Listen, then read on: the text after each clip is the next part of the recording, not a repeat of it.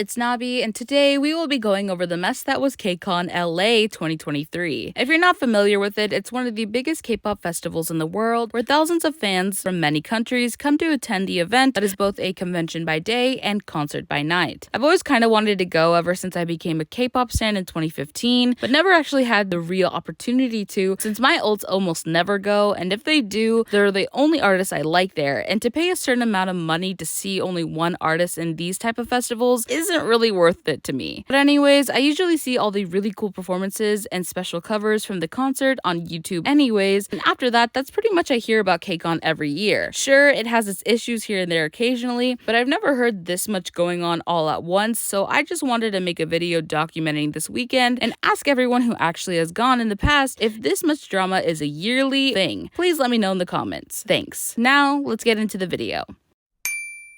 I did make a video covering this a month ago, but here's a summary in case you missed it. KCON started posting job listings a month ahead of the convention, and since the event only lasts 3 days, they planned on hiring temporary workers using the site backstage. Nobody really questioned it at first, but that was until people looked at the job requirements, and on the job's description ethnicity requirements, only 2 races were listed, Asian and white. My first thought was, wow, I can't believe they tried doing this in LA, one of the most diverse cities in the world. Then I thought, isn't this illegal? Well, technically, it's not. The website used to hire workers is also used to hire actors to fill roles where ethnicity sometimes matters. So this was used as a loophole to get away from the discriminatory accusations should they arise. But here's the thing, people aren't dumb and saw immediately through the bullshit, since this is a standard convention job that shouldn't need to require an ethnicity requirement. It didn't take long for fans to bring this to KCON's attention and for them to respond. They claimed that they had not authorized this job posting and immediately deleted it upon discovery. Later that week, they said that they investigated the post and found that an outside vendor that was hired by one of the KCON's agencies had created and posted the job ad without direction or approval from the organizers. I know planning a convention is no cakewalk, but come on, KCON. You're an experienced convention and should have known better, especially since this hasn't happened in previous years. I'm not really buying the whole "don't blame us guys, it was them" excuse, but that's just me. Before the convention started, Kepler had been receiving gun threats from a Twitter account that had started way back in March. This account kept on posting gun videos and pictures with concerning captions and tagging Kepler's official account. They said they wanted to harm the members and targeted Mashiro and Chaehyun specifically. Leading up to the convention, the threats started to get even more specific, with tweets saying that they were going to harm the members at KCON LA and a direct quote tweet from the official KCON USA account. Kep1er on Twitter reported the account and tried to get Wonyoung's attention, but no noticeable action was taken by the company. The good news is that the guns in the videos were airsoft, and part of the username of the account is a brand of that. The men in the video are the owners and have a YouTube channel that has nothing to do with Kepler. The person behind the account has not been caught, but it's assumed that it was some random freak posting them as some kind of sick joke. But I guess we'll never know. Luckily, nothing happened at the convention and everyone was safe and had fun, but it would have been nice for Wonyoung to show a little more concern with these types of threats, especially in the US. KCON first worried fans a day before the convention was set to begin with a tweet of the event's timetable. Everything looked normal until fans noticed a message at the end stating that admission to the convention could potentially be restricted based on capacity. This pissed a lot of fans off because if they paid for a ticket, they should be guaranteed admission. But this apparently wasn't the case, as it looked like KCON had oversold tickets. I didn't hear of anyone actually being rejected entry, but if you have, please let me know in the comments. Day 1 of the convention didn't have a good start either, as fans were angry once again. This time, it was due to a meet and greet event. Meet and greet package A was advertised as a high touch with an artist that cost $100 each. During one of the first meet and greets, which was IVE's, fans were surprised to see the plexiglass shields placed on the stage with IVE standing behind them. Last year, these were straight up advertised as high waves due to COVID restrictions and concerns. Most fans understood this and weren't even against it, but when it came to this year, things were different. Most people still didn't have a problem with the concept since COVID is still alive and kicking, but didn't hesitate to call it deceitful and false advertising to call it a high-touch experience. Which they're not wrong about that. To pay $100 for this instead of this is kind of wild in my book.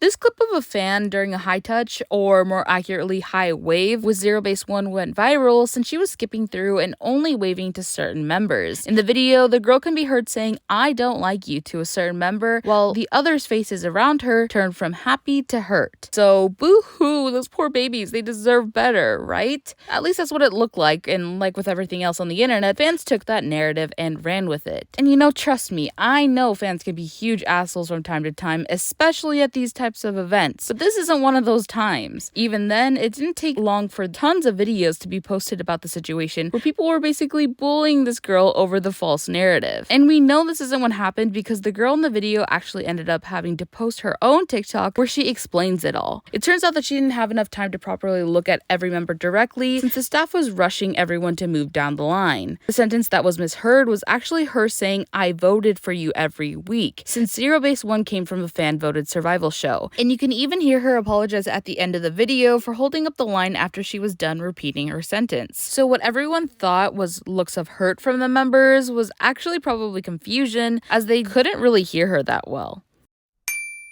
Like other artists at the convention, itzy also had a special panel where they could interact with fans. During this time, I think the group was answering questions from the host, and while Yuna was thinking about her answer, someone in the crowd who was getting impatient was heard shouting, "Hurry up." Some people might have found that funny, but that alone kind of rubbed me in the wrong way. It makes it even worse that the fan followed up with a I'm pretty sure we all know they meant it in a joking and friendly way, but that doesn't excuse how incredibly rude it was. First of all, saying this to a person who is not a completely fluent English speaker, who wouldn't be able to tell whether you are joking or not, is bad enough. But in general, fans have gone way too comfortable with treating complete strangers like their friends. And it's always situations like these that have to remind fans how they should behave. Idols are not your friends, and there are boundaries you shouldn't cross. Not calling them curse words, no matter what the intention, should be one of them. So many international and especially American stans complain and criticize about the parasocial relationship Korean fans have, but forget that we are not that far behind considering all the US promotions K-pop idols do nowadays. We need to stop normalizing this behavior.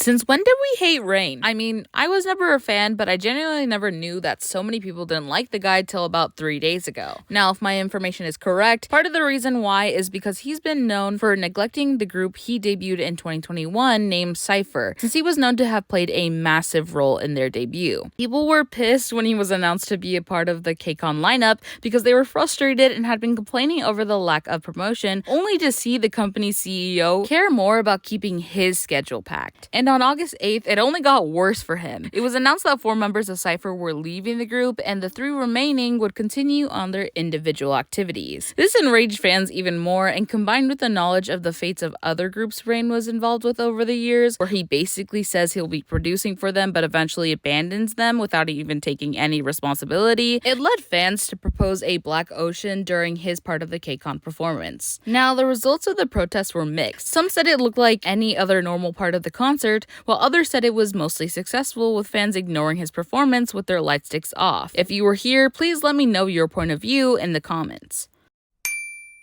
On the last day of KCON, a person posted several videos of what looked to be a hotel room with the caption being, "This was rushed because of the circumstances, but that hotel keycard though." At first, the videos were believed to be taken earlier that day while the idols were at the convention, but fans immediately recognized this to be NCT Jaehyun's room from a trip to America that happened months ago. A set of pajamas that Jaehyun wore on NCT's official channel can be seen in the video, which confirmed the room and the time frame of when this was taken. The person in those videos is apparently a well-known sasang whose username is @sunkissviews and goes by the name Judy. She only stalks the group in America and has been called out before in January 2023 for following the boys during a sledding trip. Before, they weren't able to punish her due to her following them in public places only, but I hope SM will finally take some action because this is beyond crossing the line.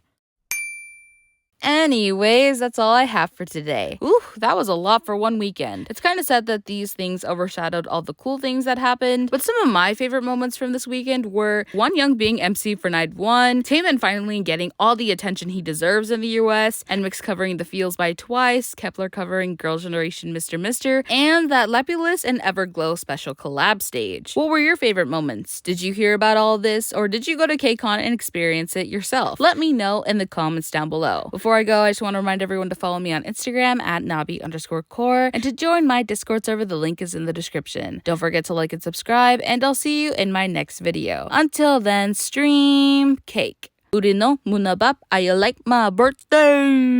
Maybe 쉽지 않아 anyway. 생각대로 everyday. 고민 대신에 나만 생각해 이제 다 괜찮아. 어때 꿈이라고 난 생각해. Alright, alright. 원하고 먹어버려 다 get like cake, cake, cake, cake, cake. It's a piece of cake, cake, cake, cake, cake. Cake, cake, cake, cake, cake. It's a piece of cake, cake, cake, cake, cake. Ooh wee, la la la la la la. Ooh wee, la la la la la la.